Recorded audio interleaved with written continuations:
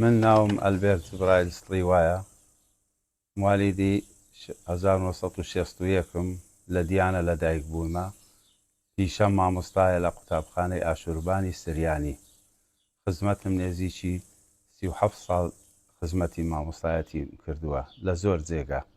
ئێستاش لە قوتابخانەی ئاشوربانی سریانی لە دیانەمە.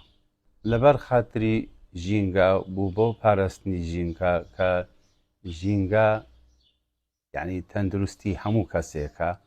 ئەمە فکرم کردەوە ئەو سەرکەدەبانە زۆر پەرت و بڵاو بووینە لە سەر زەوی، بەڕاستی ژینگەیان ناشرین کردیە، جوانی شاریان ناشرین کردیە.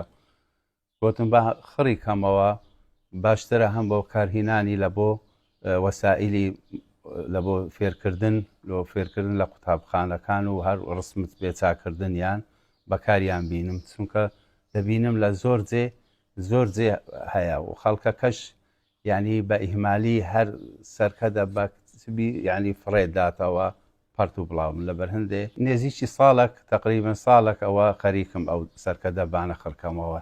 ئێستا ژمارەیان نازانم بە تەواوی چەندە، بەس نێزیکی 5,000 سەرکەدە بەدەبی.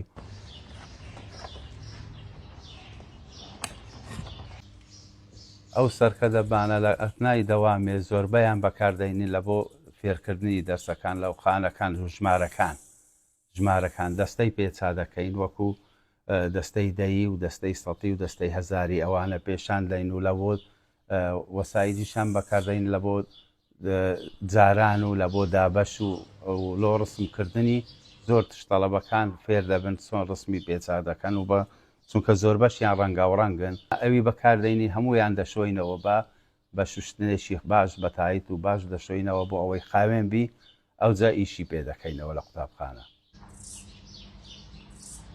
بەداخەوە ینی نازانم ئەمە لۆوەها ئیهمالین لە بۆ ژینگە لۆوەها گرنگی بە نیشتیمانیمان خۆش ناوێت، لۆوەها پیسی دەکەینەوە. ئەمە ڕۆژانە کە دەچمە ڕاضە نێزییەوە 15 ساڵە بە شاخی دەچمەوەها دەبینم زۆر ئەوی دێدادەنیشی لەوێندە لە جێ خۆی ئەشیاکانی فڕێداتەوە لەوێندەرێ، یعنی زۆر جار هەموو خڕیان دەکەم لە شاخبی لە سەر ڕێبی خڕیان دەکەمەوە دەینمەوە دامەنە و جێز بلا.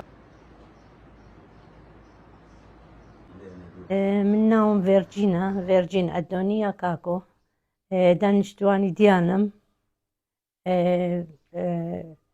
ئیشی دەستوش دەکەم، ئیشی کاری ماڵیش خێز ئەوەمە ژنی ماڵم، یعنی ئیش ناکەم، دەوام و چتم نییە، هەر لە ماڵێ ئیش دەکەم و لە بەتاڵی خۆم ئەشیا خڕ دەکەم، ناهێلم ژینگە پیسبی دەبە و چت و قەپاغ و ئەوانە هەموو خڕ دەکەم، ئەشیا چا دەکەم لۆ ماڵێ لۆ جوانکاری ماڵێ، لۆ بە حیاکە و لۆ جانتا و لۆ سەرتە بڵە و مێز و ئەو چتانە چا دەکەم. لە جیاتی فڕێ بدەم ژینگە پیسکەم با جوانتری بکەین باشترە.